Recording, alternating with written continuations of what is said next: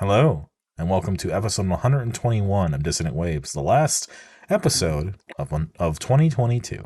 Yes. Hello. This is the All right. finale. This is where we cover everything. We cover the last set of albums and things. We wrap up our year. It's going to be a long one, so buckle up, buttercups. Hell yeah. We have quite a bit to talk about. Anyone want to do the readings of the albums and EPs, or shall I? Well, you've been doing it the whole year, so. Why change it up? Yeah. Anyway, so this week Ritalin has chosen Speed's EP Gang Called Speed, as well as TISM's www.tism.wanker.com, and I have specifically asked that we cover the No Penis, No God Gospel Sessions bonus track edition, which is significantly longer, but also good. I also have chosen to do Foo Fighters' The Color and the Shape, as well as Queens of the Stone Age's Songs for the Deaf. And Trix rolls a Snake Eyes and gives us both Roll the Bones by Rush and Roll the Bones by Shakey Graves. Also with my insistence that we do the Ready or Not single that he put out this year with Sierra Farrell. Really, you can say that I have had a hand in picking everything this week. He has. Except for Speed. Yes. Well, I did suggest it, but we also covered some TISM comics and the Roll the Bones music video for shits and giggles. Indeed. Can we start off? I wanna suggest what we start off with. Sure. All right. And I'm going to choose the one that was the least interesting out of all of these, and for no surprise, you're going to hear me say Roll the Bones, but to the probably slight surprise afterwards, I'm going to say the band Rush right after it. I actually wanted to start with this one too. Yeah, this one, Trix, you did an introduction.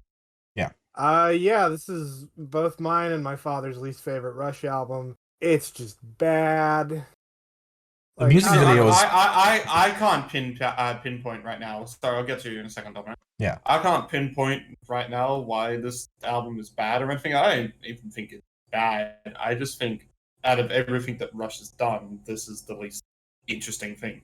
It's Rush doing butt rock. Yeah, a little, yeah. I don't know how to explain it other than 80s butt rock. Yeah. Anyway, as you're saying, Dominic? I was saying that music video was very boring. They did just the same shots cycled over and over.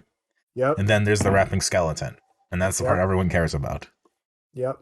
That's Geddy Lee rapping. Yeah. And God, Geddy Lee looks the same as he does 30 years ago. Yes. And the rapping doesn't sound bad maybe the first time you hear it, it's bad, like white man bad, but it doesn't get... It's not D.D. King level, right? But no. The more you listen to it, it's just the worse it gets. Yeah. You see, I was in this little kind of pleasure zone in my head where I had forgotten that D.D. King existed, and now you just put this back to me. I mean, that's the ultimate example of white man rapping. It really is. Mm. The thing I do like, one of the few things I like on this album, it's not a bad album. I don't think it's terrible. I think it's Rush getting caught up in the trends of the time and trying to not be themselves for some reason. But one of the things I think is really interesting is they acknowledge their inside joke for no reason. And they have the thing, Where's My Thing, part 4 of the Gangster of Boats trilogy. Yeah. Which is apparently a story of how if Neil Peart didn't come up with an album title at some point, they were going to call it Gangster of Boats. Just any album. Yeah, I forgot about that. And there is their acknowledgement that joke existed. And that's so stupid. I honestly kind of dig that, though. I'm not going to lie. I know. I love that that's a thing. And that's their inside joke. And it's part 4 of a trilogy. Haha. Yeah. Big Hitchhiker's Guide to the Galaxy vibe. But yeah. The whole story is a trilogy in 5 parts. Now, obviously, themes on this record include life and taking chances, and you never know what you're going to get. It's all an experiment. It's all a game. It's all just whatever happens. Indeed. Roll the bones. Cards face up, cards face down. That is their shtick this time. It's a far, far different thing than fantasy or sci-fi or anything else. It's just mysticism, but also in kind of a dad rock way.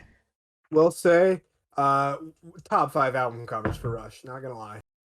I mean, yeah, the whole dice thing is a fun little thing, and I love that they really committed to having this child and skeleton thing for their video become the cover. See, I don't know if I agree that it's a top 5 Rush album cover. Like, I agree the effort that's gone into the album cover here is fantastic, and it's it's not a bad album art, but Rush has a lot of just great and aesthetically pleasing album art. It's more memorable than Permanent Waves or like Fly By Night or Caressive Steel, if you ask me. I would argue that Counterparts is better. Counterparts is great, albeit simplistic. Mm-hmm. But bad album too. I would argue that the kind of like the anniversary editions that they've done, the 40th anniversary album art that they've done, is better than this album art at times. Like, I don't mind Permanent Waves' album art. I think it's not as great as everything else in there. But then when you see them do the kind of 40th anniversary thing, I think it's a bit more fitting than, I guess, Roll the Bones' album art kind of feels to a Rush album. Yeah. I don't hate the album art or anything. No. I think they've just done their album art better most times. I mean, it's better than their self-titled. Yeah. Other things that I've noticed, because now we've covered Rush so many times and we've done so many albums, they apparently take some pride in their being a no swearing band. Like, the worst they will say is crap, pretty much. Yeah. And I think that's very funny. It's like, who fucking cares? Like, would anyone have noticed? No. But also that, and just, they've never really been much for, like, we all know that the whole Ayn Rand thing and politics, yada, yada, yada. But they've always been so careful to couch that in, like, fantasy and sci-fi and, like, Tom Sawyer and 2112, yada, yada, yada, yada. Yeah. And then you get a song like Heresy, which is literally just about the Cold War. It's just about the wall falling and Neil Peart being like, man, it sucks that basically these people live their lives and we're told, oh yeah, by the way, that was wrong. So he got mad about that. Yeah. And then you get great lines like, all those precious wasted years, who will pay? And that just speaks to, I think, kind of the trend of the time of, like, rock trying to be, like, politically conscious and, like, a really we are the world kind of way that's very saccharine and sappy and doesn't really speak to problems in the way that people see problems. It's more just like a privileged white person's way. Done that this year. Surely we don't have rock doing that anymore.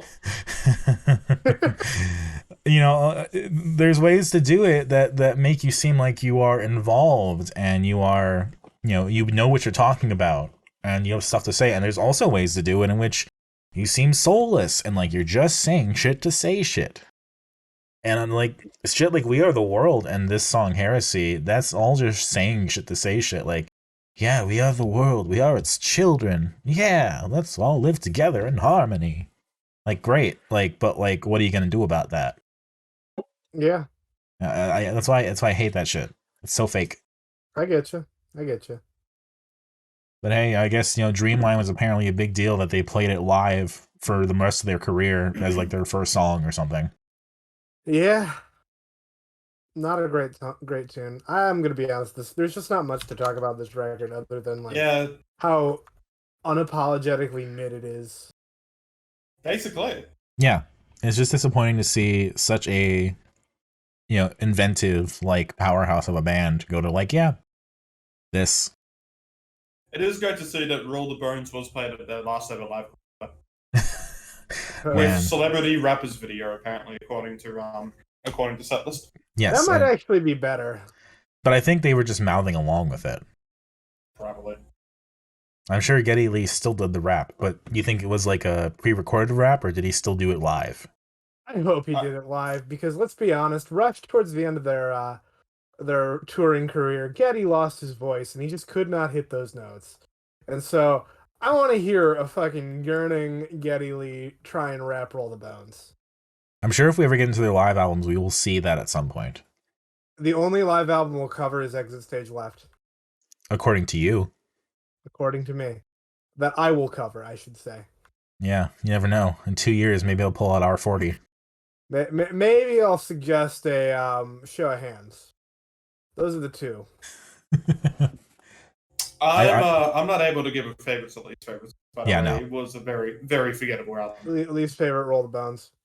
the rap is bad. I think Where's My Thing doesn't really live up as an instrumental to stuff like God, it is YYZ. their worst instrumental. Because it's just a song. Like it's not an instrumental. They just were like, hey, They could put lyrics to it. yeah. And like that's fine if you want to do that, but I don't know what was fun about that to be their intention, I guess. I don't quite understand. Like experiment to experiment, I guess, but I think YYZ was the last good instrumental song that Rush put out. sure. Yeah. And that's only 2 good ones out of, I think there are 4 or 5. Well, at least we have La Via Strangiato. Oh, La Via Strangiato. As long as there's that, there's no need for other instrumentals. Like YYZ is just a bonus. Yeah. Yeah, not much else to say. Well, since I'm pretty sure 2 weeks ago, Dominic, you chose every album and the order that we did it in, and I'm pretty sure Trixie did it last week. I did. I think it's only fair to conclude this 5-part trilogy with me selecting every album, record, or go for it. Let's do it. EP, which is where I'm getting at here. That we're doing during next week. This week. I forget that next week doesn't exist. Let's go with a game called Speed. Not to be confused with I Show Speed, because that would be a very bad confusion to do that I see constantly. Guys, I fucked up and listened to the I Show Speed record. I'm kidding. We went from Rush to Speed. How about that? Am I right? Yes. This is a hardcore release from a band called Speed, a gang called Speed. Didn't really know too much about them going into this EP. Found out that the vocalist used to be the guitarist in a band called Endless Heights, which I was aware of back during their tenure, which I think they broke up in around 2019 or something. I saw that band live once when they opened for Hellion, so better live act than they were a studio act, and I wasn't really quite sure what to go into with this Speed EP when I first listened to this, because if you've seen the single for Not That Nice, the album art is atrocious. It's not making me want to listen to it. But I like this EP. I like this EP. It's fun. This might actually be my favorite of the week, I'm not gonna lie. Really? Yeah. Is it the one with... No, is it just the one where he's on the cover and everyone's like blurred around him? Yeah. Yep. Like, yeah, it's weird. I guess I didn't think it was that terrible, but... I think Trix is talking about the music. The music. This might be my favorite EP. No, I'm talking about the art that you're talking. Yeah. No. Favorite EP of the week. It's the only EP of the It might be my number 1 of the week is what I'm trying to get. Yeah, no, I get it. No, that's cool. I did not expect that. I like this EP. It's pretty solid. It's not one of my favorites, but like, overall in the year, but it's one that was pretty solid. Basic hardcore that has some really nice political themes. Most of the people in the band, if not all of them, are of Southeast Asian descent, and so they talk a lot about that in their songs. Yeah, that is actually definitely a prominent kind of feature of the band, I guess, as well, because it's a weird thing to kind of talk about the nationality of the band or something like that and try to focus on it, especially when that's not all what they are, so it's not going to be all that we talk about. But definitely a big thing that people have noticed about Speed is that, there is a quite a lot of a Southeast Asian background on this band, which the hardcore scene usually doesn't see much, especially in countries like Australia. Right. Which, I mean, this band is getting traction as well. They are announced as the opening for Turnstile. Which is fucking phenomenal. Yeah, that's an incredible gig to get. And they've already been in like the US, like doing videos and like coming around doing stuff. Like they're moving very fast. Ironically, not even ironically, just for a band called Speed, they are indeed speeding along. Yeah. And they've really only been around since the breakup of Endless Heights, sort of been 2019. Yeah. When they released an EP in there, which is basically it's called Demo 19. It's basically a demo EP. And they're really only now starting to release kind of more proper stuff in here. Like, they got a new single out here as well, which came out very recently, like November 16th. I probably could have attached it, but I don't know if there's much to say about the instrumentation on here other than that it's hardcore, because it's not like Turnstile, which actually did bring something new to the genre and interpretation, having Sure. those kind of elements of well, what's the word I'm looking for? It's like it was kind of like dream punk in a way Yeah, I could see that. to describe it, or cloud punk is how I like to call it because of the clouds on cover there. While this is a bit more like direct hardcore. Yeah, this reminds me of like the DC hardcore. Like it reminds me in some ways of the Origami Angel hardcore EP that came out. And despite that, it still fucks. Yeah. They got some really good performances on here. They're bringing a lot of energy into what is for a band called Speed. This is a 13-minute EP, which is probably one of the longer hardcore releases that we've done when it comes to song lengths per like songs in there or something like that. So it's around 2 and a bit minutes per song. Origami Angel one didn't even really get to 1 minute and 30 seconds per song. Yeah, I think that was like 5 minutes. Turnstile probably would have been around a similar length as well. And I mean, but like, Speed they fucks. keep their energy. Yeah. Speed fucks, but Speed is also, I think, trying to be emblematically kind of like just part of the scene. Like they want to elevate the scene. They want the Australian hardcore scene to be recognized, but they also just want to be part of the scene, right? Like they're not, like I don't know if they're necessarily even aiming to be like super experimental or super like pushing the boundaries, or if they are, maybe not just yet. Like they're still trying to make their name. They're still trying to show what they're about, right? Yeah, well, I mean, if we go to Endless Heights and you listen to a lot of their music, I mean, they weren't as heavy as Speed was, to be honest. And obviously, when Endless Heights had a lot more members as well, it's not like this is full evolution. But that is one of the big things that we notice because it's the vocal. I mean, how many people were in Endless Heights? 5 people. Speed is also 5 people. Yeah, I believe 2 of them are brothers as well. I believe one's vocal. Yes. One's brothers vocal. Jem and Aaron. Yeah, and it's a different sound, but the same scene together. Yeah. Yeah. Trix, what do you love about this? Just the instrumentation. It was hitting this week for some reason. Trix had an angsty week. Yeah.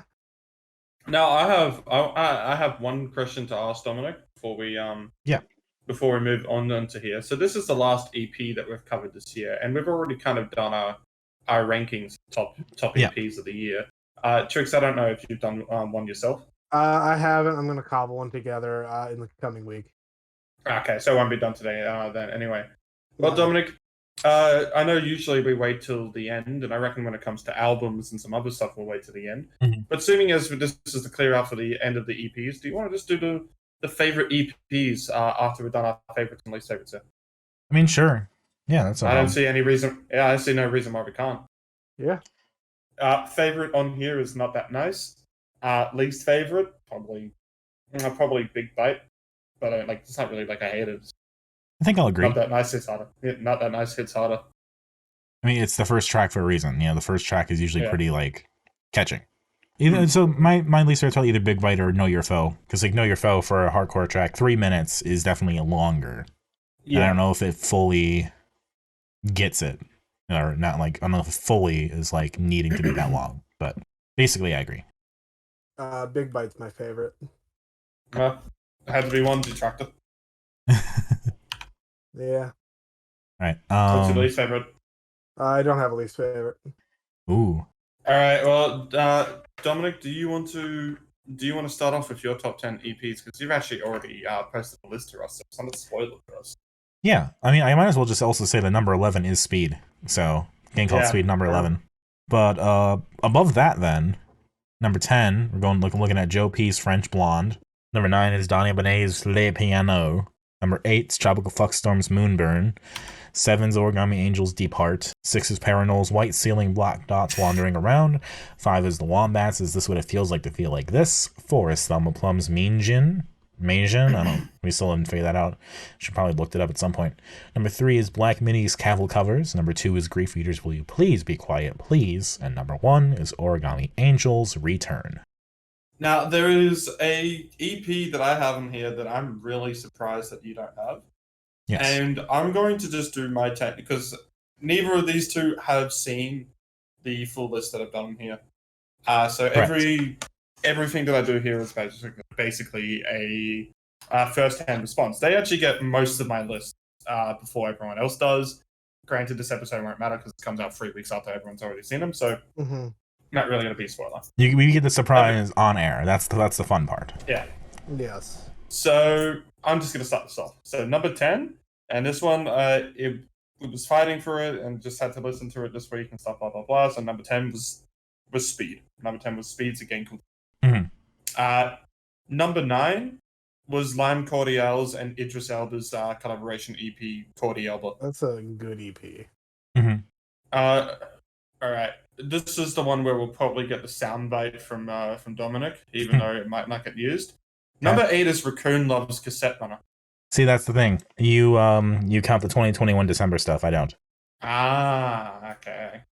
I couldn't remember exactly when that was, but yeah, that was that one. Yep, sneaked into the EPs list there. Number 7 was Thelma Plum's Mean Gin EP. Number 6 was Paranol's White Ceiling EP, which we shared. Yep. Number 5 was Joe P's French Blonde EP. Damn. Ooh. Yeah, I was surprised how much I actually preferred that to all the other EPs, but here you go. Number 4 was the Wombats Is This What It Feels Like to Feel Like This. That one I actually swapped around with Joe P. I thought I liked Joe P better, but I'm like, no, I actually like the Wombats one better. So number 4 is the Wombats. This is the one that I'm really surprised Dominic didn't end up putting down here. Number 3 is the Homer's Where// Record Setter Split. A dissection lesson. That just wasn't one that stood the test of time with me. I think that's probably their weakest release, or Homer's Where at least. Yeah, they got 3 EPs. And not really one of them sucks, so... Yeah. I'll tell you this, number 12 for me is Cordial, but number 13 is Dissection Lesson. Number 2 for me was Grief Eaters, Will You Please Be Quiet, Please? Yeah, all right. And number 1, like Dominic, was Origami Angel, but it was the Depart EP. Which is perfectly fine. I believe I had to return. I've deleted the 20 because I don't keep a record of that. I had to return as like 11 or 12. So I think like it was that and Le Piano. Those two I had like very close to each other. Makes sense. Yeah. That is my top EPs list. I am very happy that Grief Eater is what it is. Yeah, we had the same positions with Grief Eater and Paranol. Yep, almost had the same position with the Wombats as well. I did just see Grief Eater in concert again a couple days ago as of this recording. Sold out show once again. Damn. Good on him. Yeah. Yeah. It was a very good show. Had a nice talk with Lucas and whatnot. Now I forgot that this is on the albums to do, but I did listen to it. It's just not on my Spotify, so to get to it before I completely forget it, we'll do the other Roll the Bones. All right. Yes. This is a fun album, but it really needs the second half to it. I came in expecting to feel the same, but I actually do like this by itself. I like it by itself too, but I'd much rather listen to Roll the Bones act. Like Roll the Bones does give a lot of context, yes. My opinion. Has it changed? No. I feel the exact same. Like the title track's fine. Maybe it's because I heard it at the end of Tiny Tina's Wonderlands, and I went, yeah. Still not really crazy about it, but it's like Tiny Tina's Wonderlands.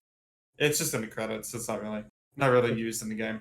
Still, but I feel like I wanted to play that game kind of before, as like I was huge into Borderlands 2 and couldn't get into Borderlands 3. Yeah, well, Borderlands 3 sucked. Anyway. I just think this is Shakey at his best, honestly. Truly. I don't think it's at his best, but it's close. Like this lo-fi country sound is so nice and warm to me. Like I think he's better live of this era. Probably. Like the City of the Bottle is the best track on here. Yeah. But like hearing this version of Built to Rome versus the West of Calgary one is really cool. Yeah. And I really like this cover of I'm on Fire now that I realize that it's a cover. Yeah. Like the only really bad thing to say about this album for me is the Seal Hunter track, which I just think doesn't fit. Just kind of bad and kind of weird. Yeah, I completely agree. I just think like if we're gonna give some praise on here, now that I've gone through and listened to all the Shakey Graves, I think he's a really talented musician. And it's not one of these ones where I'm going into and going like, okay, hey, this person has no talent just because I don't like him, kind of things. Mhm. I think he's talented. It's just having listened to quite a lot of this, and including the radio on that single, which we're covering here as well, which again I covered and listened to, and I still felt the same way, even though I thought the production on that was a lot better, obviously, than the original Roll the Bones. That's what 11 years or whatever long it was does to you. Yeah. I think it's really just not music for me. And it's one of those, like, I will do the meme, obviously, of like it's time to do Shakey Graves. Yes, dear. This shit. That's been a good fucking laugh that we've done the whole year. And I'm not going to do any kind of like, oh, you've actually smothered me with the amount of Shakey Graves going in here. But there is still a lot more to cover here. And I just do not see any of my opinions change out of any of this. It feels like I've actually listened to as much Shakey Graves as I can to get as much opinions as I have. Sure. And the only thing that I actually thought after I listened to, and don't get me wrong, I will still pick up the albums if I find them on clearance for absolutely cheap, because I did that for When the War Came, or whatever that album was called. Is it And When the War Came? And the War Came. And I said when, not Oh. Yeah, I found that for $5 brand new. I figured, yeah, I'll pick that up. $5, not too bad. I probably still won't really listen to it, but it's $5 for a CD, and that's brand new. So, yeah, if I see Roll the Bones or the other one, Can't Wake Up, which I think I said Can't Wake Up was the best out of those three, even though I still can't really remember all of it. The only actual takeaway and the only thing that I've come out of any of this going like, hey, I like this, is his live sets. I think he's a really good live musician. And if he came down here and it was cheap tickets and I was doing nothing that night, I would probably go. I'd probably go and just have fun. I might not sing along to anything, but I'd probably appreciate the song and everyone else that's having fun there. I don't think there'd be much chance of that, assuming he's not really that big here, but things happen. Right. That's really all I can take. I don't think my opinion's going to change by hearing this stuff again. No, and I think part of the fun for it, for me was like, hey, we've covered the special edition re-release, and now we do the original. They are two separate releases. Haha, isn't that fun? That's a thing we haven't done before. Don't get me wrong. I think Trix picking this as the last album of the year was the most suitable thing she could have done. Yes. Fair enough. I think for both of us, I don't want to speak for you, Trix. I think we will probably both cool our jets on our appreciation of Shakey Graves in the next year. Oh, absolutely. I don't think I'm going to pick anything until Shakey Graves Day, which is in February, so not too long. Yeah. You got a couple months rest. Oh, I think more that I think we will do something for Shakey Graves Day and then give it a good long rest, right? Like, yeah, that's probably a good idea. Even then, Shakey Graves Day might. I think more it's that we're going to load up on music on Shakey Graves Day and make sure we have everything. We're both buying everything. Yes. Who knows? Maybe one day you will finally do that Death from Above album. Hey, perhaps you were the one who chose the Shakey Graves over the Death from Above album. Was I? I'm pretty sure you for the Death from Above you said you had actually had collaborated with Dominic for that one. Yeah. Oh yeah, that's right. I yes. was trying to trick you into thinking I was going to do that. Which I was actually going to do that until I think Domino got on my case about it. And yeah. Yeah, every once in a while we do little fun little collabs. A little prank. Yeah.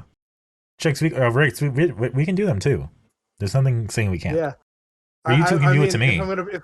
If I'm gonna be honest, the double roll the bones was kind of a prank. There's something that I knew about going in. Yeah. It's very fun. Mm-hmm. My favorite part though about the Death from Above part was the amount of times Trix went, "Don't worry, we're doing Death from Above. Don't worry, we're doing Death from Above." In chat, just search up Death from Above. You will see it in this Discord. Yeah, probably. I feel like most of the time. I think I was trying to make sure that you had your guard down. If that makes any sense, and it might have backfired on me. I do think it didn't. I was genuinely surprised. I think when we have moments like this where we pivot last minute after kind of announcing something we want to do, it usually works out in our favor. Yeah. Or there's the infamous example of Ritz picking Thelma Plum over JPEG Mafia for me. Mm-hmm. And I think that was probably the right way to go. Because now we have this incredible, history listening to Better in Black, and now Mean Jin, and it's like how much better she's gotten. And I'm still pissed off. You can't buy her new music in America. Yeah. I'll help you out one day, Dominic. Why can't I just buy your Why can't I just buy your music? music on iTunes or Bandcamp or anything? Please, Thelma Plum, please let me buy your music. You're good. Anyway, yeah. So one of my favorite albums of last year. Basically, cut it in half and listen to it again, and I still enjoy it. I do think the Roll the Bones X version is better, but I do like this quite a bit. Yeah. I really like this lo-fi country. There's been nothing else I've listened to that's quite sounded like this, and Shakey Graves, especially in this setting, is just so approachable to me and just so personable and human in a way that I just really like. Yeah, I totally agree.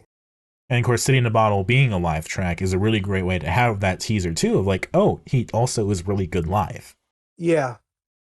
So kind of having this, drop one day, January 1st, 2011, just it's one of the original Bandcamp like big drops in a way. It exploded from here. We talk about Alex G. We talk about some of the other bands we've covered this year. This is one of those big ones. It is. So, and looking at it again in that context, I will appreciate say it a one lot. thing as well. One thing as well. This album is still Name Your Price on Bandcamp. Yep. It is. And I bought it again. And I just love the idea that, when he dropped it, all people really knew was the Shakey Graves is a gentleman from Texas, and then just that cow head, and that was it. Yeah. And 11 years later, we know so much more and have so much more access to his work. And for me, discovering him through this podcast, I really appreciate that. Me too. And Ready or Not is all right. Ready or Not's more mainstream country, I feel like. Yeah. It's just, a country track that he did in collaboration with somebody. It's not my favorite, but we'll see if this is where he goes. I kind of doubt it. I think this is just kind of one-off. Yeah. I get what you mean. Because Look Alive was so much more experimental than this. Oh yeah.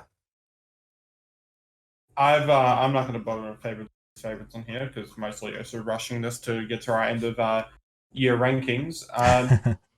What's your two favorites and least favorites? The Seal Hunter least favorite. Favorite City in a Bottle just because it's that fucking live tune and it kicks ass. City in a Bottle's great. I do love Roll the Bones. Unlucky Skin's really good. Built to Rome's really good. And next year is 2023. Yeah. Live at 2023. City in a Bottle. And yeah, the Seal Hunter just is a weird track that it's not like anything else he's really put out, and it just kind of sucks. Yeah. All right, now I'm going to let Dominic introduce the next album because, as we can probably tell, that some of the only remaining picks are Dominic's picks. And also, I need to go get a drink of water and take a massive piss. So we'll try and stretch out the introduction to the next album as long as you can. It's going to be Foo Fighters, The Color and the Shape. Yeah. So I picked Color and the Shape and Songs of the Deaf together because when I was younger, I had this thing where I always confused Everlong and Go With the Flow. I could never remember which one was what and which one was the other. And once I learned the difference, that difference really fascinated me. And I had a period where, I would listen to those tracks especially a lot more. Just kind of like, what about these feels spiritually similar, but they're so different, but they're also kind of the same in certain ways. And, looking into the history of them, there are some similarities that are interesting. Like Dave Grohl did the drumming on both of them. Dave Grohl was in Queens of the Stone Age when they did Songs of the Deaf, and he replaced the drummer in his own band, Foo Fighters, for the recording of The Color and the Shape. So there is that element that's connecting them. Yeah. But to me, these are weirdly enough winter albums. These are albums I like listening to most and during the holidays for some reason. And I think something about those songs specifically do that for me. And so, whenever we were going to cover these, I wanted to cover them either together or sequentially. Fair enough. Because it's on the topic of winter albums, I've been spinning Mac DeMarco's 2 a lot. That's a Christmas album for me, and I can't explain it. Yeah, you mentioned it during the episode. I think you mentioned it before too. I fully expect that. That's, we kind of listened to it for our episode, and you've probably been listening to it ever since. Yeah, basically. But the color and the shape specifically, Foo Fighters' second album, this is the one where they really much became a band, which is interesting because, like, looking into the history of it, Foo Fighters was the combination of, like, the remnants of Nirvana, obviously, Yep. but also Sunny Day Real Estate, which is considered to be, like, one of the fundamental emo bands of all time. Yeah. And one of the most fundamental. And so, you had a couple members from one, couple members from the other, coming together. Dave Grohl kind of shepherding it from being his project, doing it by himself, to having this full band, and reading about, like, this person got replaced, this person left, kind of seeing the band become the Foo Fighters as we knew them in the 2000s and 2010s to their current iteration. Mm-hmm. This is the album that did a lot of that. Which I feel like we have to just drop a quick rest in peace, Taylor Hawkins. Yes. Two of the drummers we covered this week, Taylor Hawkins and Neil Peart. Yep. Ripped to both of them. I have totally heard everything that was in that intro. Yes. Can I get my little hot take about the color and the shape? Yeah. If it didn't have a couple songs on here, this would not have the high praise that it has. Like, yes, I agree. The songs that are good on this record are good. Like, I'm not gonna be that fucker that says Everlong is actually a bad tune. No, Everlong's fucking great. I fucking love it. Is it got that bit of 90s cheese in there? Of course it does, but it's fucking great. Yeah. Same with Monkey Wrench, same with My Hero. I think those all belong to be hits for the same reason. But see, I would argue with My Hero a little bit, but sure. But there are songs that are off the deluxe edition or the B-sides that they did that were better than some of the songs on the record. Like, have you heard the cover of Baker Street that they did around the time? No, but I am aware of it. It's a lot better than a lot of songs of this album. It's not like this album has a really bad song or anything like it, but Foo Fighters' better albums were surprisingly in the noughties, and then when I say that, I still personally believe Foo Fighters' best album is Wasting Light. Okay, fair. I mean, this is the one that put them on the map, though. Yeah, absolutely. I mean, they still had some recognition from their first album. That's not like back to that they didn't have any say or anything, or not any say, sorry, like any recognition from that, because people still knew that this was Dave Grohl from Nirvana when they first album. But this band, like we were talking in the intro, how this band, at least at this time, was basically the combination of Nirvana and Sunny Day Real Estate. Yeah. And that's kind of a crazy idea, in a way, thinking about it now. Yeah, Nate Mendel, if I'm correct. But also William Goldsmith was also the drummer until Dave Grohl redid all the drums and he left the band. So that's kind of a weird thing. But and also, who else contributed to this but Lance Bangs? Lance Bangs also being the guy who recorded Live at Jittery Joe's. Yeah. So that is also something that was recorded in 1997. So an incredibly good year for Lance Bangs. Yeah. But to your point, though, yes, I do think the bigger songs that are here, Monkey Wrench, Hey Johnny Park, Everlong, are the songs. And there are some other ones that are decent. February Stars began as something that was played during the last Nirvana recording session and grew to be what it is here. And I think that song's pretty good. Is it the best one? No. But then there was some other stuff. It's like, okay, that's fine. Walking After You is a fine song. New Way Home, sure. See You is all right. I like See You. But My Hero, I have a beef with My Hero because as a kid, I was talking about my experiences with this album when I was younger. Another misimpression that I had as a kid was that My Hero was a Nickelback song. That seems offensive. I totally get what you mean. I'm not going to lie. And yes, and reading into it more, Dave Grohl is celebrating the common man, the common worker, saying that his hero are the people that are ordinary, which is cool, which is a message I dig. But this is like the precursor to Nirvana, or no, I'm sorry, no, the precursor to Nickelback. Yeah. The other Foo Fighters cover that they did around this time as well that I was thinking about was Down in the Park. That was the cover of the Two Bray Army song. Yeah, and those covers kind of show how into the scene they were and how entrenched in things they actually I respect that they covered those songs a lot. Mm-hmm. But this is just a great example of the songs that are really, really good here are really, really fucking good. Oh yeah. I saw I saw Foo Fighters live in 2015. It would have been, and the songs go off absolutely. I can get the set list up. Like you obviously hear a lot of times people go about the certain artists and stuff like that about like, oh yeah, here are the great musicians of all time and the live shows. Like you get it with Freddie Mercury a lot and stuff like that, and people always look at the Live Aid gig, and you'll get it a lot with Dave Grohl as well. And obviously, you get some people who absolutely promote them to a insane amount, but they're still really fucking good performers. Yeah. I mean, that's the thing, Dave Grohl has had, and Pat Smear have had Pat Smear has been in 3 influential bands. Dave Grohl's been in 2. Technically 3 if you count the fact that he was the drummer for the Queens and the Stone Age album at the time. But yes. Yep. I mean, this is the set list that they had this night, by the way, as well, where they just random at one time went into a couple of covers. Oh, yeah, so I mean, like still in modern performing rock, some of these songs. Yeah, in modern rock, like Foo Fighters is the band that has crossed over but still remained relevant. Mm-hmm. Like they are the ones from the '90s that have found a way to keep going. Yeah. Yeah. So like you got My Hero in this, Learn to Fly, Monkey Wrench. No, Everlong's the last song, of course. Yeah. Everlong would always be the last song. Mm-hmm. Generator, which is always an interesting one because that was actually a huge hit here, and no one really talks about Generator anymore. Yeah, but that was one of the big hits here to be using using the effect on the guitar to make it sound like it was a voice, the talk box, which is always fun.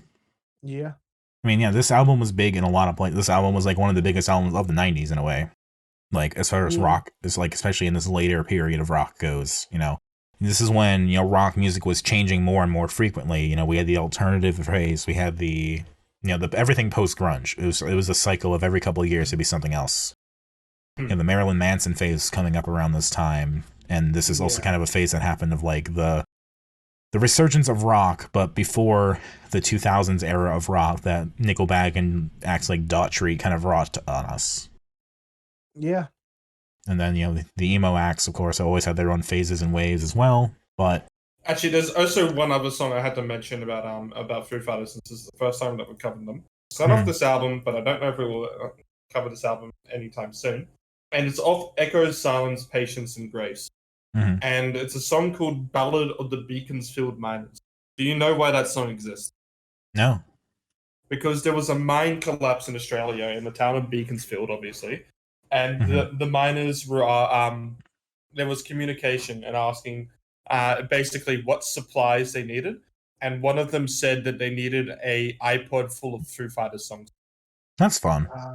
That's really cool. I think you mentioned that on the server before. That's pretty great. Yeah.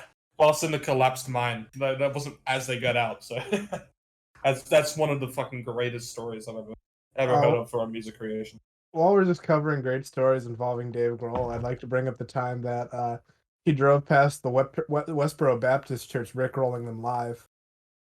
That's pretty good. There's also, the story about how Dave Letterman really hyped up Everlong, calling it his favorite song and stuff because it got him through his open heart surgery. Damn. I mean, realistically, you go up to almost anyone and you're asked about Foo Fighters, and they'll know about them and they'll have a story about them. And they're a pretty important band when it comes to just music, let alone just rock and roll. Like if we talk about who are the artists that people will talk about in the years to come, in 2050, he'll be probably in the grave, unfortunately, and people will still be talking about that time where he performed and was getting fucking his leg attended to by a doctor or medical staff, whatever it was. Yeah, that will probably always be talked about.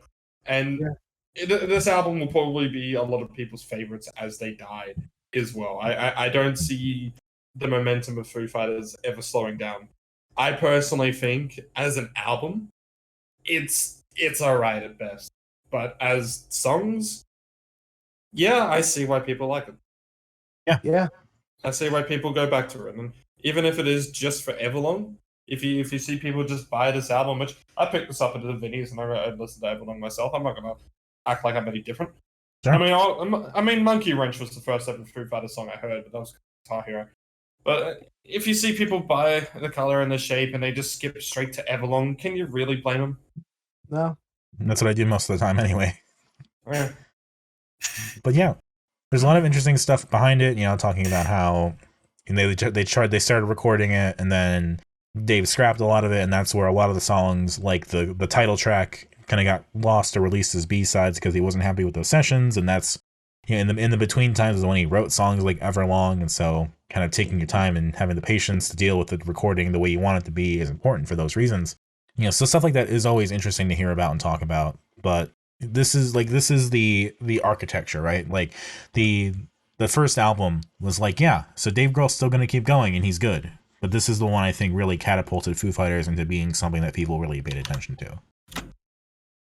And yeah, their trajectory has been the same since then. Like, rock itself has changed in its relevancy and where it is on music charts and things like that. And a lot of musicians who have aged, it's like, you know, you have the category of some, kind of like the equivalents of like the Rush, where their music kind of fades out of relevancy and they just seem like not as with it as they used to be, but Dave Grohl has avoided that. And then you have people like Kim Gordon who always remain relevant, and I think Dave Grohl and all of them are much more in that category. Yeah. And they just had a movie release this year too, Studio 666, which I haven't seen. Studio 666, which is apparently they even said themselves they went a bit too over the top with the gore. But like, it's cool that they did that. I think they were just like, during the height of their popularity, they were just kind of just like, nah, we're not going to cash in or cash our sellout. And then they kind of just got bored and like, yeah, maybe we will sell out, and did a Foo Fighters movie. Yeah. I mean, it's great because, you know, Taylor Hawkins is in it, and they got a good amount of. No. What's the truly great part about it is that John Carpenter's in it. Yes, that's what I was getting to next. Is that John Carpenter is in it, Lionel Richie's in it, Jenna Ortega, who I believe is Wednesday Addams now. Yes, she's in it. So they did a really good job at, like, even if people didn't really watch it, I think they caught some of the relevancy of today. And I say that not having watched it, but I do want to. Yeah. Favorites, least favorites. Favorites, obviously the big three on there. Least favorite, maybe something like My Poor Brain. Yeah, I'll agree with My Poor Brain. My favorites, I'll just say Everlong, See You, Monkey Wrench. Those are the top three. Yeah, I'll just agree.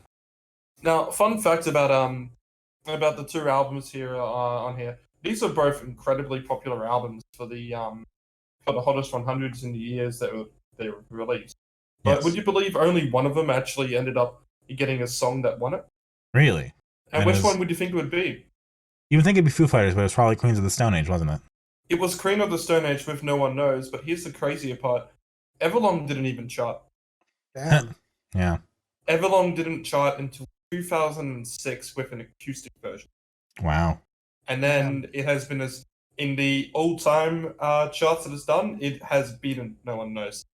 But when it comes to the actual yearly countdowns, only one of them won them, and it's the only time Dave Grohl has won as well. Not the only time, because he won with fucking Nirvana. That's my bad. It's the only time he's won a yearly count. Yeah. Because all the ones he won with Nirvana were all time. It's the only time he's won a yearly countdown, and it was with No One Knows off this album. Damn. I always think that's just a really wild thing to think about, when he was probably one of the most popular musicians around that time. Yeah. Granted that countdown that he won, because there was a Nirvana song in there as well, and there was also Foo Fighters' One by One album. I believe he had 11 songs that he was involved in, which is the record. Pretty good. Seeming as we have artists dominate countdowns right now, like Olivia Rodrigo and Doja Cat both had 5 songs each in there. And Wolf Mother, I think, is the record for a single artist, and they were 7. I think there might have even been 6 in that year and 1 beforehand. No one's come close to that record. Damn. It's a pretty insane thing to think about. Anyway, songs for the deaf. It's hard to really talk about Josh Homme because he's not as much of a dick as some of the other people that we covered, but he's kind of a dick. The stuff But with Rhodidale we've talked about before, and it just seems like bad stuff on all sides, and he just seems to have a history of just shit that is not the best. I pity to death. This album fucks. Yeah, this is the other half, basically, of the thing I was talking about before, where when I was younger, I confused Everlong and Go With The Flow extensively. And it took me a long time to learn that they were different songs, and I could never figure out why. And so listening to them back and forth was something I did a lot for a while. Mm-hmm. So I associate these two albums quite a bit, and not just because Dave Grohl is on both. Yeah. This No, is this weird. fucks. Yeah, this is a concept album, weirdly enough. I don't really think about that as much. Isn't it supposed to be kind of like a whole road trip that it's supposed to be played through? Is the whole concept? Yeah, it's kind of like Wildflower, and that Wildflower was supposed to be kind of like going from like the city to the rural places. It's kind of a similar thing of starting off in like LA or something and going out to like Big Sur or something like that. Yeah. Mm-hmm. Kind of like the different places you cross as you go throughout the countryside. Yeah, I've never really thought it's done a good job at doing. I think this one, having the radio stuff kind of helps a little bit. Kind of different radio stations as you go. I mean, do they add a ton to the album? Yes and no.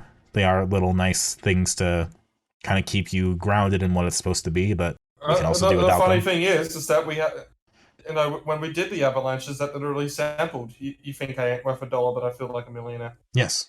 So that was very funny. Yes, that's a great time. But hey, Jim Casper, Global Radio. I need a saga. Songs to the death. You can't even hear it. But I mean, Millionaire has been a song that I've known for a while, even before I listened to this album in full, because of Tony Hawk's Underground. Yeah. It's always been a great song to play in that. Great song to be skating to in there. Obviously, No One Knows. Huge hit. Yeah, like when I first heard this album, it was just like, how many songs did I recognize that I've just heard before? Like 3, 4, 5 of them. Yeah. Actually, I have an even crazier stat when I'm talking about hottest 100s as well. No One Knows was, I believe, the winner of the oldest person involved in a band to win the hottest 100 for 20 years, basically. Because how old was Josh Homme at the release of this album? He would have been like 43 or something, wasn't he? Oh god, Josh Homme, how old is he? It doesn't list his birthday, but it does say in 1985 when he was 12. So 73. So he's like 50 about now. Well, yeah, it was someone in Queens of the Stone Age, because obviously Josh Homme has been around for a long time. Mm-hmm. He was a band of what was he with? He was in Caius. Caius. That's how you pronounce it. I know it's Caius Mm-hmm. because someone in my fucking class was called Caius and he was named after the band. Oh my god. Yeah, it was kind of weird, not gonna lie. I don't know if it was Josh Homme himself or someone else in the band, but he was the oldest person to win a Hottest 100 until last year when Jeff from the Wiggles, at the age of 68, became the oldest person. Oh yeah, Jeff. Oh, so Jeff was another crazy back to tie back onto speed. Jeff is also the first person of Asian descent in the Hottest. Jeez. God damn. Would it be Mark Lanigan, who was born in 64? No. I think it would have to be older than that. That would have made him like 30 something. In 2000, if he was born in 64. Oh, about 40 then, yeah. Yeah, I think the age was around 40, because you would actually see a lot of it would go to younger bands and stuff like that. Like in 2009, it was Mumford & Sons Little Lion, which I don't think anyone could escape that song. And they would not have been old. They would have been pretty young into their band. Other fun things to mention with this, I do regret that this is one of those bands that seems to just change. There's been no constant member except Josh Homme. Nick Olivieri was one of the other singers on this album, and he got fired after the album came out. I think he did a really good job. He sang on the tracks. I had it pulled up, and that went away. Keep talking, somebody.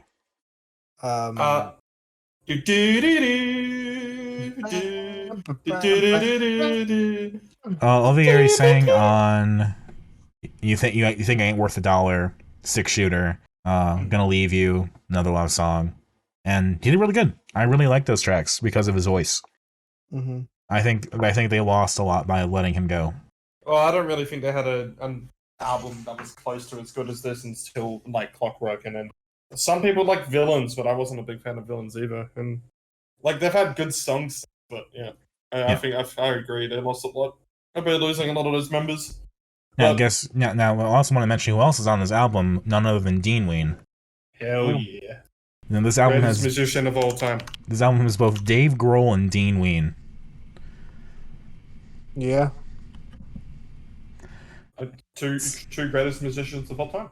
Yeah, Indeed. it's fucking wild. Yeah, he's. I mean, Dean Ween's also made made contributions to Desert Sessions albums as well. I'm pretty sure. Yeah, and that was his project that he did a lot more in the '90s, where some of these songs do come from. That was like an artist collective that Josh Homme was kind of a shepherd of. Yeah. Well, there's like fucking how many editions of fucking Desert Sessions? There's Troll, isn't it? Yeah. And like the last two were 2019, and then like everything goes like 97 to 2003. Yeah. So it's like, yeah, there's a lot of that just became demos. Like I think I found which one was it? It might have been Volume 8 or something like that. Mhm. Maybe it was like it was Volume 9. Looking out on there. And that one has I Want to Make It With You is what it's called, but it's on Era Vulgaris, it's just called Make It With Mhm. Mm-hmm. So there's like always been demos of Queens of the Stone Age songs. Yeah. There was I thought this happened. I think the person that we were talking about that is the oldest person on here was probably Elaine Johannes, who is older. He was born in '62. Yeah. I think they counted by like actual members. Yeah, the actual members of the band. Okay. Just taking a look at all the ages here. Mm-hmm. Because it doesn't say fucking how old is Josh Homme at the moment? 50 about. Yeah, I think it would have been Mark Lanigan because he would have been around. Oh, it's either Mark Lanigan or fucking Nicole Obiari. No, it wasn't Obiari. It would have been Mark Lanigan. Now, the other thing to mention about this album is that there is a pre-gap track, which is like you have to rewind the CD past where it starts to listen to it, usually. But digitally, it just is part of the album. But if you rip the CD like I did, it's not there. The real song for the deaf. Yes, and it's like an ambient track. It's like not like, some amazing thing you have to listen to, but it's like a little, secret thing that's kind of fun to have. Yeah, no, that was a common thing back in the day. I have a totally legitimate copy of Hilltop Hood's The Hard Road, which that one did that as well. And that one I feel like was a bit different as well. The song You Feel Big.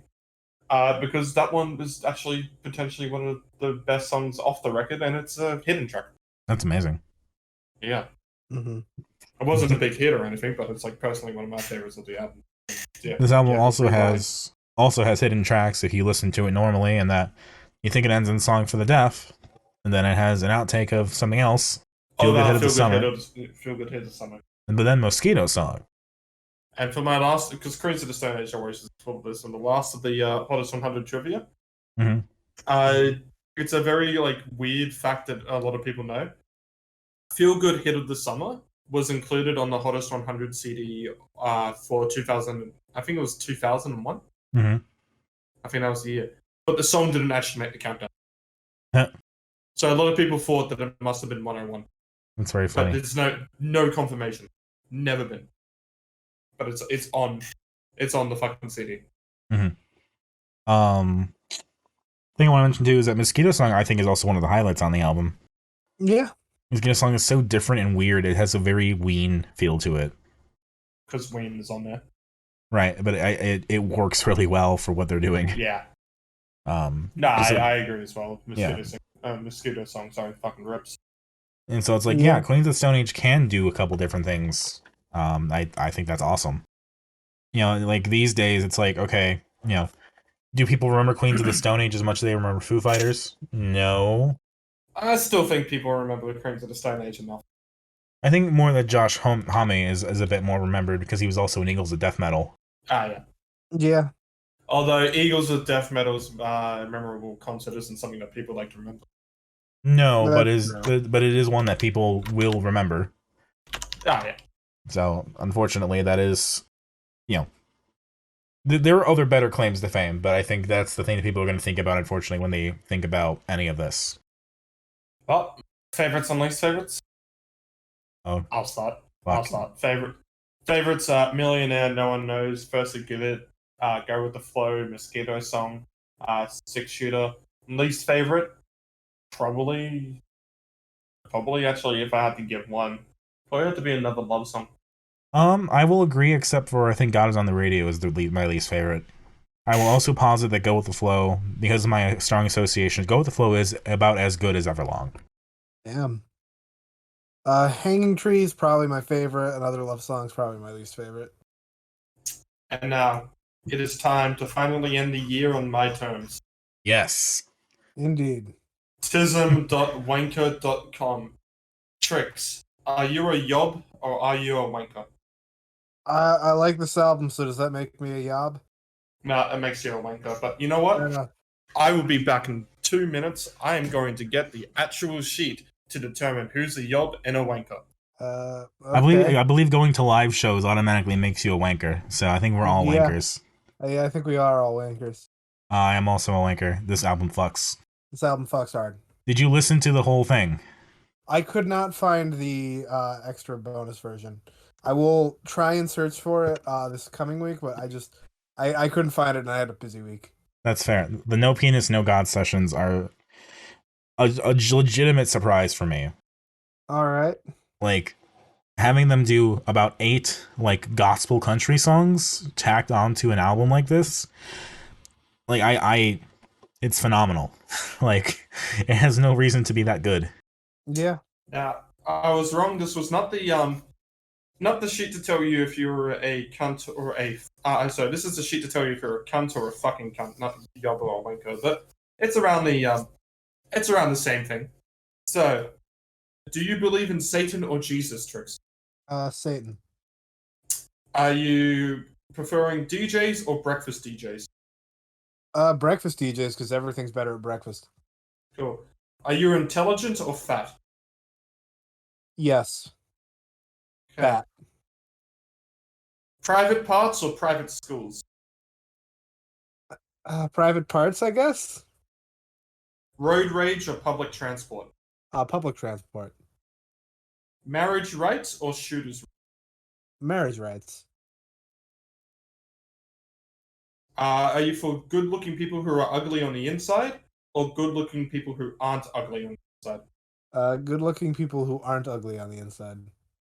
Shy people or confident people? Shy people. Confident people or confident people? Confident people. You're the sort of conventional stiff that Keith from The Prodigy so justly despises, or you look like Keith from The Prodigy? Okay. These are the questions. Can you repeat the question? You're either the sort of conventional stiff that Keith from The Prodigy so justly despises, or you look like Keith from The Prodigy. Googling Keith from The Prodigies. Prodigy, breathe. Ding, ding, ding, ding, ding, ding. Back your bitch up. I am unfamiliar.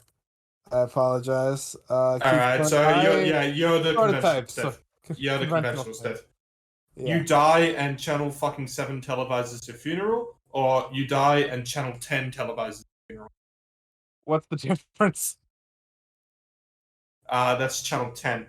Paying $30 for a pair of Calvin Klein boxer shorts, or all you do is wear them next to your ass. Wear them next to your ass. Cool. You won free tickets to see Phantom of the Opera. All right. Have you had a single, but it was on Radio National? Yes, I guess. You won a free plane trip, but you're sitting in front of a racist. I mean, when am I not sitting in front of a racist? A racist. Oasis? Yeah. Okay. Take me someplace cooler. Yeah. Okay. So you'd rather be in somewhere cooler? Yeah, I guess. Cool. That puts you on the cunt side. You've got all dressed up for the gay Mardi Gras, but you're standing in front of Young and Jackson. Gay Mardi Gras. Yeah. Attacking Piss Christ with a hammer or liking Piss Christ? I actually do kind of dig the idea of Piss Christ. So, yeah, liking, okay. You have to appear in court for an aggravated assault charge on a defenseless, elderly, handicapped, blind, pauper, or charity working war veteran grandmother. Is it because you're the judge? No. Okay. You're the president of the United States, the head job in the country. Okay. Could you work out the pun that was going to be written there? Well, repeat it. You're the president of the United States, the head job in the country. Head of state.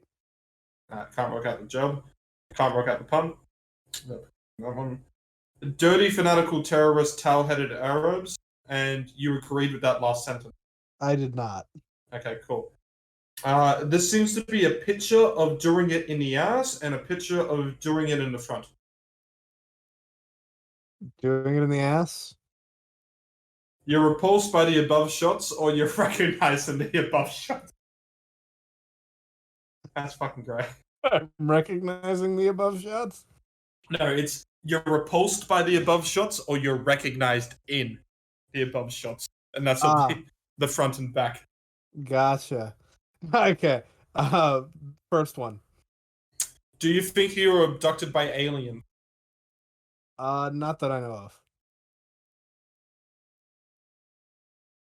Okay. Were you on the Titanic, or did you star in the Titanic? I starred in the Titanic. Paying tax or News Limited? News Limited? You think you're Helen Razor, or you think that makes you funny? I think it makes me funny. You line up at the latest groovy nightclub, or you don't have to line up at the latest groovy nightclub? I have to line up. You have to line up. You want an aria, or you want a Grammy? Probably an aria because it's shittier. Cool. So I'm going to assume that means you also don't care about the arias? I don't know much about the arias. Cool. And did you not win an aria award because Tina Arena beat? Yes. Cool. Enemy review your album? Have they reviewed your album and liked it? They did not like it. Not like it. Okay, cool. How many more? Being a are there? princess, there was a lot more questions to go for. That's not actually too much fun. Would you rather be would you be a princess that dies in a car crash and then have Elton John write a song about it? Fuck yeah. You're in a rock band. Wait, princess dies in a car crash? Yeah, it's a Princess Diana joke. Yeah. Yeah, and I made one too. Yeah. You're in a rock band, or you're in the rock industry? Rock band. Obvious faceless commercial pop music or Radiohead? Radiohead. I might be a cunt, but I'm not a fucking cunt, or there's a lot of good in this world that goes unrecognized, you know. I might be a cunt, but I'm not a fucking cunt. You find not only the use of the word cunt, but this whole concept offensive, or get fucked? Get fucked. Alright, having looked at all these questions and doing the general math on here, Tricks, you're a fucking cunt. Hell yeah. I believe that more falls under the, I think that falls, I don't know what that falls under. I think you're just a fucking cunt. Sorry, Tricks. Fair enough. So, www.tism.wanker.com. That is the official press release single thingy that they have. It's attached with this comic that I got for when they released a TISM single. For there's a lot of good in this world that goes unrecognized. That's what it's on here. And it's all about if you're a cunt or a fucking cunt, and it's generally the amount of work that TISM did to their aesthetics is incredible. Yeah. That was one of the funnest. That was funner than any BuzzFeed quiz we could do this year. Oh god, yes. So we need to make a Dissonant Waves quiz like that. Yeah, could probably write that. That'd be funny. So Dominic, you like this album? I specifically like the No Penis No God version. The deluxe version. Because it is a certifiable epic in that it has 3 distinct parts, and they all work together to make an album that is better than the sum of any individual part. That's fair enough. Yeah. I like Roll the Bones X because of the additions that the bonus material adds. This does the same thing, if not more so. I just like some of the songs, Sophia, not gonna lie.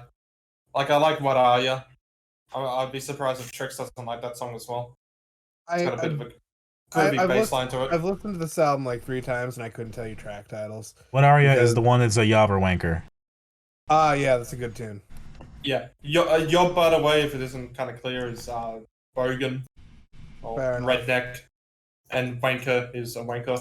Yeah. I always fucking love that line about the a ranker fights class inequality and for people's inequality and for people's rights. A wanker fights class prejudice. Yobbo just fights. Yeah. Yeah. I'd like to give a special thank you to the Welsh TISM fan on YouTube because I listened to every TISM album through him. Yeah, for some reason I think they just had a random following in Wales. It's fucking funny. But you did not listen to the gospel tracks. I could not find it online. I would have to pay. I had to pay for it, and was not. You should have asked. I would have passed them over. If you will pass them over to me, I will listen to them, and I'll let Domino know in the own time. But I really think that the gospel tracks really make this album as good, like the best that it can be. Fair enough. Because I love that just one day or maybe a couple days, they just sat down and were like, we're just going to make some gospel country music. We're just going to go for it and just like take a full piss take on all of it. Mm. And I can't find much about it other than I'm just convinced that Ween put out the 12 country greats and they're like, oh fuck, we can't do that too. Mm-hmm. Because TISM just does what TISM does. Because there's no reason this album, these tracks should not have been out. One of my favorite moments of this as well is when they did their live at Recovery for Whatareya, and the whole music video is supposed to be kind of like the whole difference between Yob and Wanker. Yeah. Where it's the live exercise morning show and they're on it, and then the Wankers are obviously the people on the morning show, and then TISM are the fucking Yobs. Yeah. And then they did it on a live and Recovery, and they had they actually had the people do the exercise routine as they were performing the song live as well. That's very fun. I like that a lot. Yeah. But like I was just gonna quickly say as well, it is also considered one of like the staple TISM songs as well, like because they kind of have this they've always had this thing of TISM yelling out Yob and Wanker all the time. Like obviously in Greg the Stop Sign, the opening lyrics say those Yobs were not for him. Yeah. So What Are You is basically like considered not to be the TISM song, but like the kind of the entry point. It is very much a good summary of what TISM are, to be honest.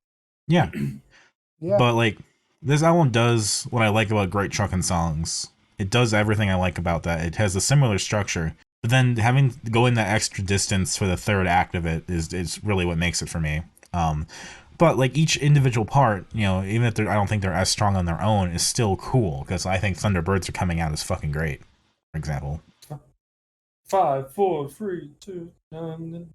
Yeah, that whole fucking song, which is about coming to terms with homosexuality because you saw the Thunderbirds on TV. Yeah, that's it's a very fun idea. And granted, I don't think TISM is like the best representation of like talking about gay shit in the 90s, but I will accept it for what it is.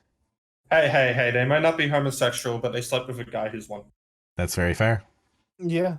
I also quite like the Parable of the Glenn McGrath's haircut. Ooh, Glenn McGrath. I'm assuming he's a football player, yes? No, he's a cricket player. He's a cricket player.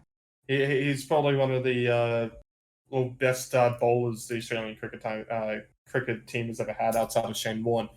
Interestingly enough as well, there's a Glenn McGrath's, I think it's former actress, I think she unfortunately died.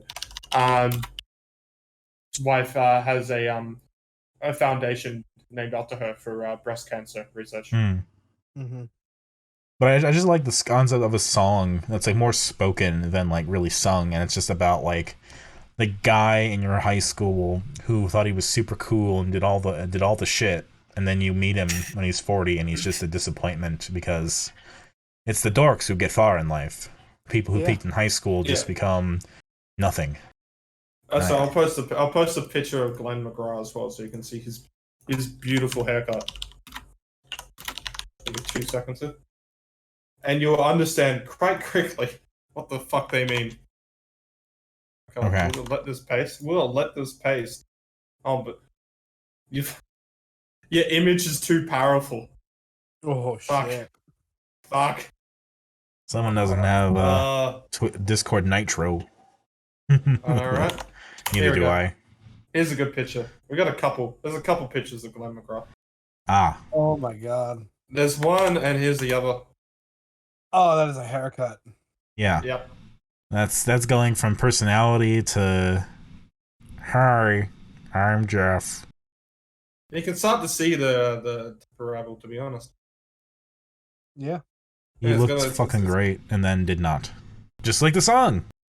But like I think like the spoken word stuff, I've always liked their spoken word stuff. I think this album does a lot of good ones too. Neighbors is a really fun one.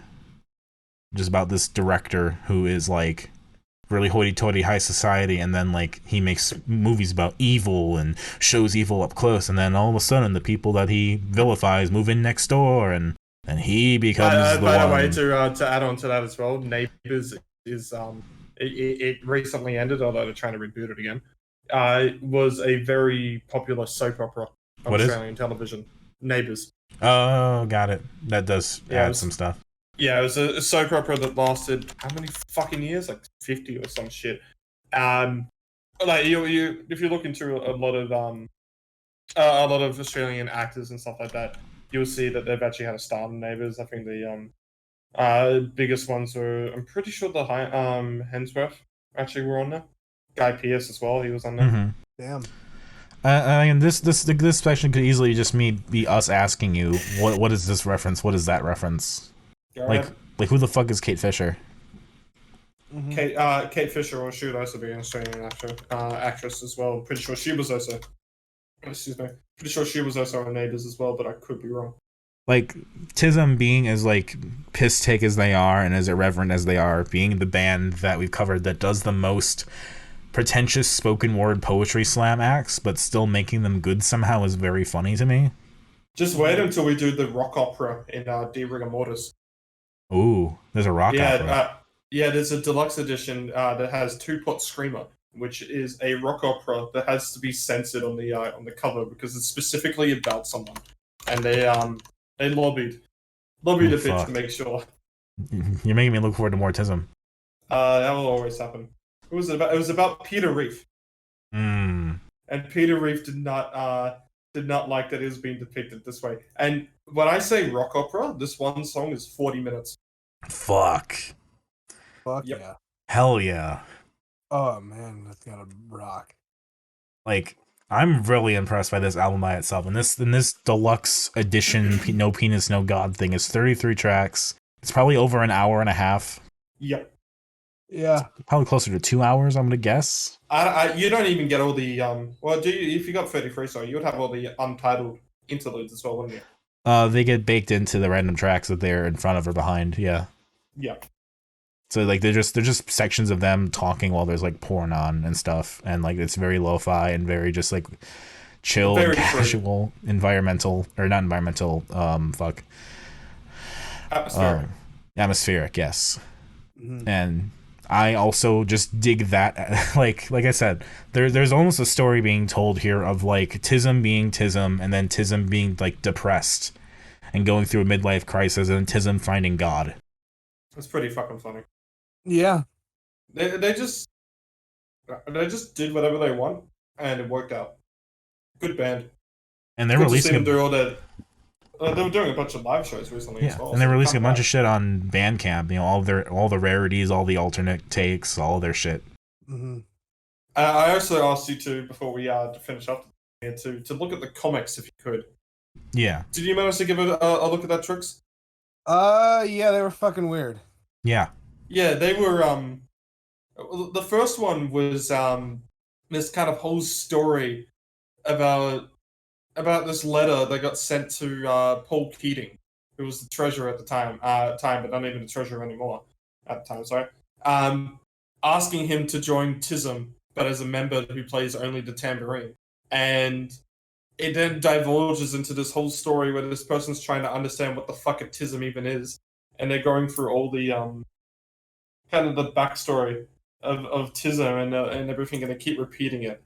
And then the second one is even fucking weirder. It's a dude at a fucking nightclub, and he finds his whole family's there getting completely wasted and intoxicated and being party animals. And then he wakes up in the morning, and they've gotten like a bit more normal and stuff like that, and they're actually like the parents there. And it goes into this whole divulgence into the most dangerous drug in life, and it's happiness. Yeah, it's a weird like the thing is you can read it all in Ron Liberace's just voice. Like I can just picture all of it just in that voice, just reading it like he does this slam poetry stuff. And it's very, for me, very fun because of that. I like that they did comics. That's just so fucking weird. Though I do gotta say, actually, like reading the comics and reading like the letters to the editor section, I was getting a little bit tired of their shtick. It's like, yes, I know they wrote another TISM comic. Why would they fucking do that? It's so weird and stupid, and oh, it sucks. I get it. Drop the act a little bit, maybe. But I mean, their albums are untouchable for the most part. Now that we've covered a band that does comics, I feel like we might have to cover another band that does comics at some point. Yeah. Sorry, there's a Shaky Graves comic out there. I'm leaving the podcast. There's not, but there are several Kiss comics. Oh, bring on the Shaky Graves comic, please. Oh God. Good Kiss. album. It's not personally my favorite TISM album. I think I prefer Great Trucking and Machiavelli, but we've also got a lot more TISM to cover at some point. So who knows what we'll think in the end. And this is my favorite on here. album. Favorites, Whatareya, Thunderbirds are coming out. I might be a cunt, but I'm not a fucking cunt. Least favorite, probably The Men's Room. Oh fuck. This is my favorite TISM album. I love the No Penis No God sessions in its entirety. Just doing gospel country, doing it so genuinely, doing it so well, and having it be from TISM is just such a funny idea. Yeah. I absolutely love it. And like songs like Club Heaven especially, where they're just kind of like really getting into it and like they're just like talking with each other like, yeah, tell him, Roger, tell him, kind of thing. I love that. That's so good. There's so much chemistry between them. I also quite like songs like Whatareya, The Thunderbirds are coming out, Parable of Glenn McGrath, Great Expectations. I also think my least favorite is probably The Men's Room. I also like a fair amount of the slam poetry sessions. This is not a perfect album. I do think, some aspects of it, like I said, not each individual section on its own might not be as good to me, but it all works together really, really well. Fair enough. Well, Trix, sorry, you still gotta go. I was gonna say I couldn't really tell you favorites, least favorites, because I did not look at track titles while I listened to this. Fair enough. She's a man. So rankings for this week. Right. I'm happy to kind of start on this one if no one minds. Yeah, go ahead. Our least favorite is Roll the Bones Rush. Second least favorite's probably Roll the Bones Shaky Graves. Then I would say it's Foo Fighters, then Speed, then I think Queens of the Stone Age fucks, but I like TISM more. You want me to go next? You go ahead. Okay. I'm gonna bring it up at the bottom with Rush, then Queens of the Stone Age, then Foo Fighters, then Shaky Graves, then TISM, and then Speed up top. All right. My least favorite's Rush. Then we'll go with Speed. Then we'll go with Foo Fighters, Queens of the Stone Age, Shaky Graves, and then TISM. TISM nearly wins again. Damn. Now, we've got nothing for next week. No, Next week doesn't happen. Yeah. So there's only one last thing to do before we sign off completely here, and that's for the year rankings of the year. Yeah, and there's one thing I've already shared with these two, so I'm just gonna get started, and I'm I'm going to do my best albums of the 2022 list here. And I'm just going to do the whole top 20, and we'll pretend like it hasn't been shared. Number 20 for me was Big Scary's Me and You. Oh boy. Number 19. Number 19 was Petite League's Thrill Seeker. Yeah. 18 was the Craywwank covers compilation, Here You Go, You Do It. Number 17 was Bigger Boots, A Fork on My Fingers. Number 16 was the Prince Daddy and a Hyena self-titled. 15 was Big Thief's Dragon New Warm Mountain, I Believe in You. 14 was Courting's Guitar Music, which we did not cover. I believe that's the first one on here that we did not cover. Correct. In fact, might be the only one on here that we did not cover. Correct. 13 was Lobster Fights, Sun Soaking. Wow. Number 12 was Postcard Nowhere's Juvenalia. Wow. 11 was Porridge Radio's Waterslide, A Diving Board Ladder to the Sky. Wow. 10 was Alex G's God Save the Animals. Don't you fucking say it again, cunt. 9 was The Chats Get Fucked. 8 was Ballpark Music's Weirder and Weirder. Number 7 was King Stingray self-titled. 6 was Black Midi's Hellfire. Number 5, Soul Glow's Diaspora Problem. Number 4, Cheek Face, Too Much to Ask. Number 3, Fan Club Wallet, You've Got to Be Kidding Me. Number 2, Black Country New Road, Answer Up There. And number 1, Petrol Girls Baby. Wow. Wow. That's quite a list. Indeed. I cannot believe some of those picks. I do not care. I am in awe of how different this is than mine, and how similar it is in some ways too. Trix, have you got any lists, by the way? Not at the moment. I will do mine. You can start cobbling something together if you want to do something. I can't think of anything. I'll be honest. If you can just think of your favorite album of the year, you can reveal that afterwards. It's probably obvious, but okay. Yeah. Okay. Let me go for my top albums of 2022. I'm gonna go with top 20 since you did 20, but I could do 30, but I'll do 20. Do 20. Yeah. Okay. So, number 20, we're gonna do Years and Years, Night Call Deluxe Edition. Number 19 is gonna be Of Montreal's Free Lave Lucifer, Fuck. 18, we're going with Pups, The Unraveling Pup the Band. 17, Postcard Nowhere's Juvenalia. 16, Cheek Face's Too Much to Ask. 15, Petite League's Thrill Seekers. 14, Bad Mode by Hikaru Utada. 13, Arlie's Break the Curse. 12, Fan Club Wallets, You've Got to Be Kidding Me. 11, we're going to make Hey I Love You Psychokinetic Love Songs. Number 10, Bigger Boots, A Fork in My Fingers. Good boys. Number 9, Kendrick Lamar's Mr. Morale and the Big Steppers. Number 8, The Never Erased compilation. Number 7, The Chats Get Fucked. Number 6, Diaspora Problems by Soul Glow. Number 5, King Gizzard and the Lizard Wizard's Omnium Gatherum. Number 4, Petrol Girls Baby. Number 3, Proper, The Great American Novel. Wow, that got high. Number 2, Hellfire by Black Midi. Number 1, Answer Up There, Black Country New Road. What a list. I think I got 9 or so songs. 9 or so albums that I picked on there. That is a good list there, Dominic. But before we get into what will be your next list here, I'm now going to reveal the big thing that I know you two want to know. What have I considered the worst that I have listened to this year? Hell yeah.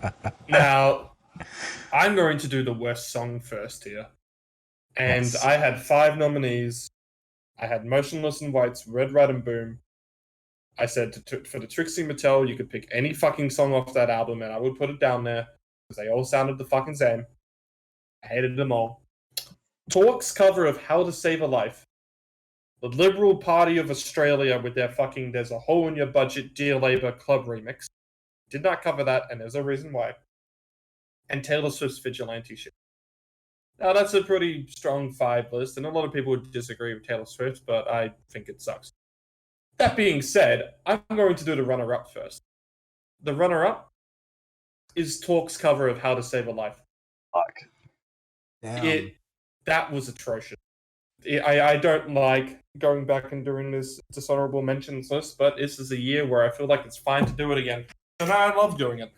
And that was just...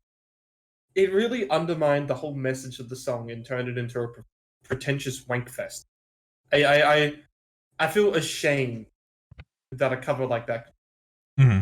And it needs to be a lesson that just because you have a voice that's fine doesn't mean you can cover any song in this overdramatic way and it'll be fine. It's the Hallelujah problem all over again. Yeah. But it's not the That's worst fair. song. The worst song really deserved it by being the biggest cringe fest that I've listened to this whole year. And no one's going to be surprised that it is the Motionless in White song, Red, Right, and Boom. I mean, I think you were going to pick that a while ago, yeah. Yeah. Nothing got worse than that. Damn. It was... I don't not believe it from though. You two really It's- hated that album. Yeah. Well, here's the fun thing now. I only had 3 albums that I nominated for Worst Album of the Year. Foxy Shazam I put down there because it was a very boring album that was just... Yeah. And remember, I listened to a lot of Shakey Graves this year as well, and I don't think any of that got as boring. Yeah. Granted, Shakey Graves only had the one single out this year. But I had 2 other albums here. Motionless in White, Scoring the End of the World, and Trixie Mattel's Blonde and Pink albums. All my picks. So you might be wondering, I did a runner-up and a winner for the last one, so naturally I should be doing a runner-up and a winner for this one. And I thought so too. Until I realized that I hate both of them. I really hate both of them. Like, I wasn't here in the favorite albums trying to go, which son do I like most? I was going on, which son do I want badly to send to the pits of hell most? And when you get to a question like that, the answer is save time and send both of them. Yeah. So both of them are going to win. Both of them are the worst fucking albums that I've had to listen to this year. And you might think, is one worse than the other? Probably. But why judge shit when you can just flush it down the toilet instead? Which two? So, Motionless in White, Scoring the End of the World, Trixie Mattel, Blonde and Pink albums. Worst albums I've heard this year. Not Alright. a surprise. Fair enough. With that in mind, I will share my worst 2022 projects we listened to. In this specific list, I resolved to keep it to one artist per entry because I felt that if I did not do that, one artist would dominate. Let me dominate a list, Dominic. Oh, I also did the worst 10 projects overall that we listened to this year. Damn. I've got no more lists, by the way, so this is all your list. Okay, cool. So, top 10 worst things we listened to specifically from this year. We're going to start out with what I think is the most worthless versus the worst. The most worthless thing I think we listened to this year was your Slythamine single/EP. We did it, boys. I do not see a reason that needs to exist other than you thought it'd be funny. There's just not a lot of content on there, and it's the worst of your single/EPs. But really, the worst album of the year, I really dislike that Foxy Shazam album. As a fan of the band before, who considers this to be better than the previous one they put out, I'm very sad and disappointed. Above that, it's gotta be Trixie Mattel, because I don't give a shit about Trixie Mattel. It's also a bad album, but I don't have that personal connection. Above that, making both my top and my bottom list, is Satanic Slumber Party EP by Tropical Fuckstorm and King Gizzard and the Lizard Wizard. That shit What I a just did result. not get into. What a result. Yeah, Yeah. I did not like that EP. I think the Dripping Tab takes that material and makes it so much better. Above that, I'm gonna choose an album that Trix and I did for an episode that you weren't here for, Ritz. One that we did on the fly. We're talking about Anime Slay Woman's Cum Crush. Oh yeah, that album. Oh no, I've listened to that. That album's perfect. That album is perfect. I fucking love that album. It's perfect, but also I can't in good conscience be like, yeah, it's number 50 on my best of the year list or something. It is fun for what it is. It's probably Just the one. despite that, I'm gonna sneak it into my top 20 somehow. Okay, do it. Above that, we're gonna go with Moving Still, Sunshine Corner. Alright, them fighting words. Above Yeah, that, that album is mid as fuck. above that though, to make it even madder, Lobster Fight, Sun Soaking. Above I hope that, that picked up. I really hope that picked up. It Yeah. did. number 8, we're gonna go with Dissonant Waves Live at the Anniversary Show 2020. Number 9, Man, did you just call us shit? yes. Yeah. Yeah, that's fair. Number 9's Oliver Tree's Cowboy Tears. Number I've been 10, going back to that recently, not gonna lie. there are some okay songs in there. I just do not like what he did with it overall.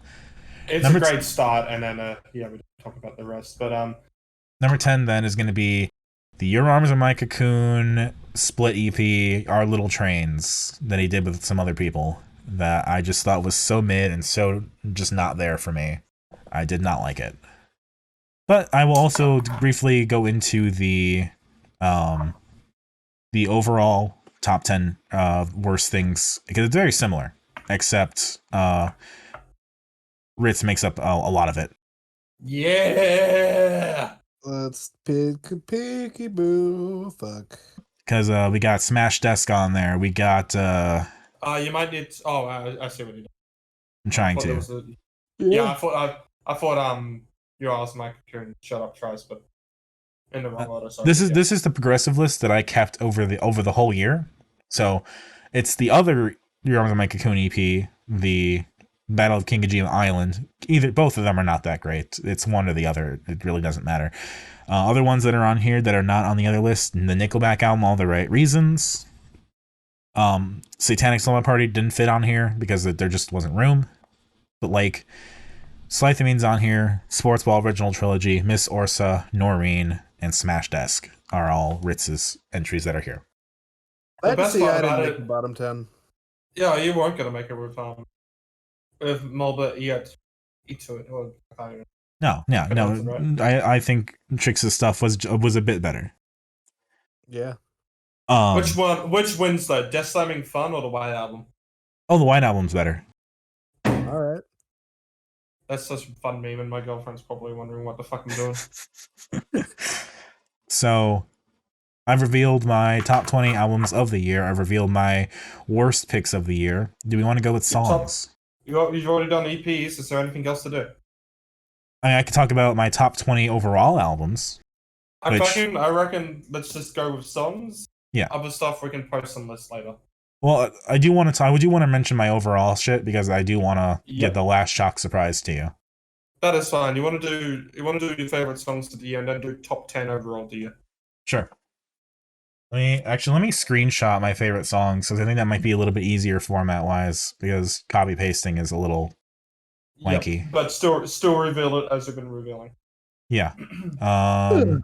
So my top songs of the year.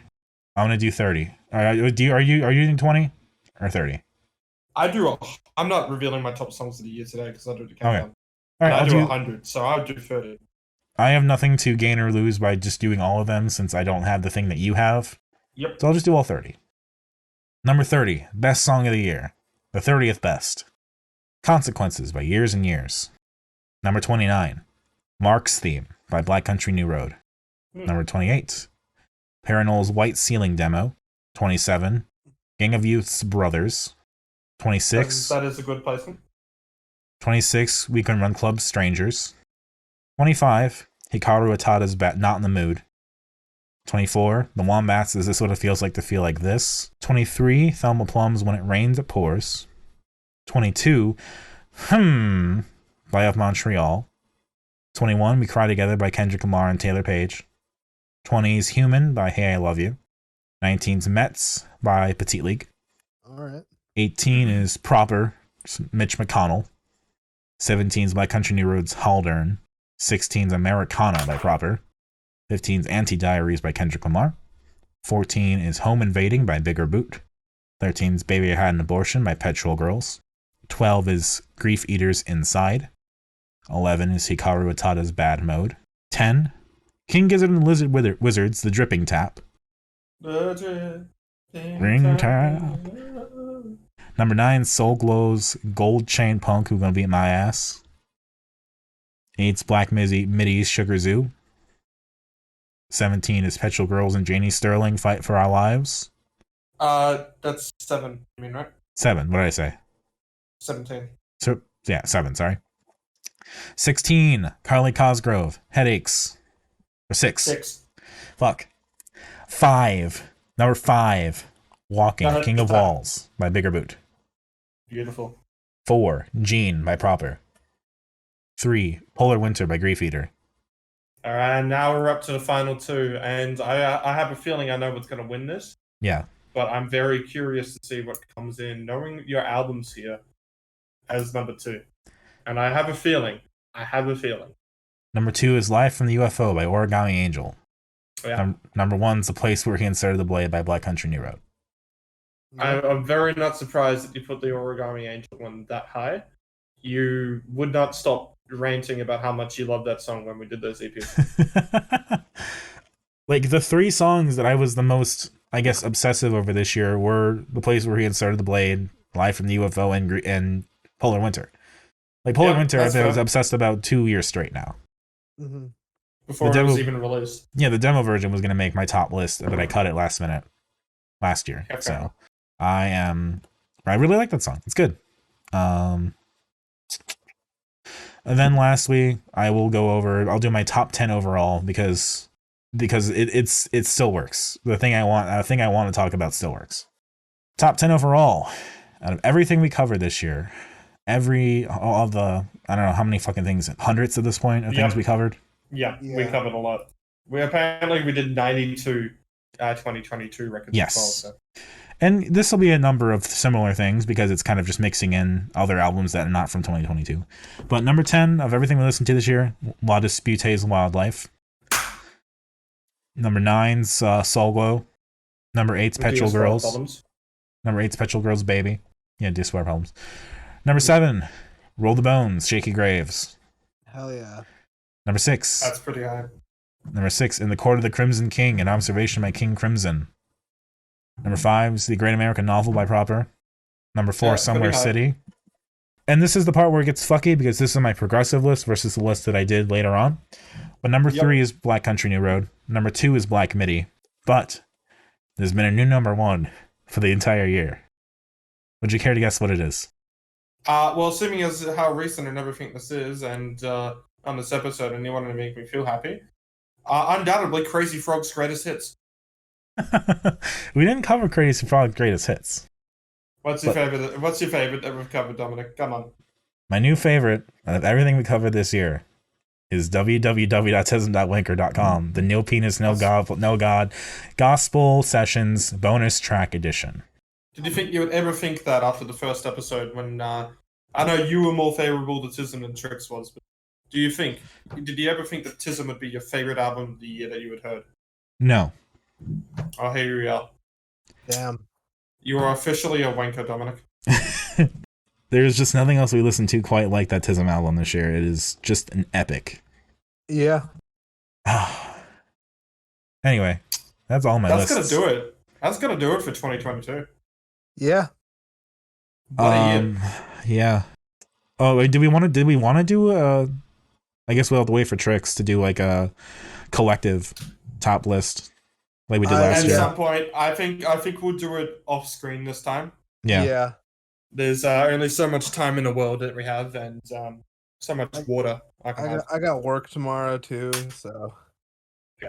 Yeah, y'all wankers, I get it. Anyway, I've been Dominic. You can catch me online at DACICHOCKI on Twitter. Dominic Chakotay on YouTube. I'm also on the Games My Mom Found podcast. You can catch me on there sometimes. By the time this goes up, we're probably going to have an episode up about Metroid Dread or something like that. So look forward to that. I've been Ritalin. You can catch me on my website, Ritalin4Kids at github.io. I also have a YouTube channel that's in the description below. I don't know. Might share the link to the Yobs Music Discord. You can see all my lists and stuff being posted on there live as well. I have been Trix. You can catch me on Twitter if that site hasn't exploded by now. I've got Mastodon, Hive. I've got all the fucking replacement socials or whatever. Maybe you'll find me on Tumblr in 15 minutes or something. I don't know. I'm working on a food blog in the background where it's mostly just working on the most fucked up recipe intros I can. Yeah, I got shit in the works. Buy our merch, buy a clock with our logo on it, all that, Redbubble. Dissonant Waves.space, Dissonant Waves on YouTube, Dissonant Waves on Twitter, Dissonant Waves, Dissonant Waves, Dissonant Waves. Dissonant Waves. Yay! I'm also posting a Spotify link to my top 30 playlist, going from 30 to 1, because that's probably the better way to listen to it. Damn. I am still upset that I can't have When It Rains, It Pours in my personal non-streaming list, but it is what it is. One day. And Ritz, I think you have your shilling to do still. I had my what? Your No, I did my shilling. link. Oh, I didn't. Okay. I guess Yeah, I just I did. forgot already. All right. Well, that's going to do it for us. Yeah. What a That- year. That was a great 2022. I look forward to shaking it up, doing some new cool stuff in 2023. Indeed. We got cool things in store. So look forward to it when we come back. Indeed. Have a great rest of the year, everybody. Happy holidays. Happy fucking holidays. Yeah.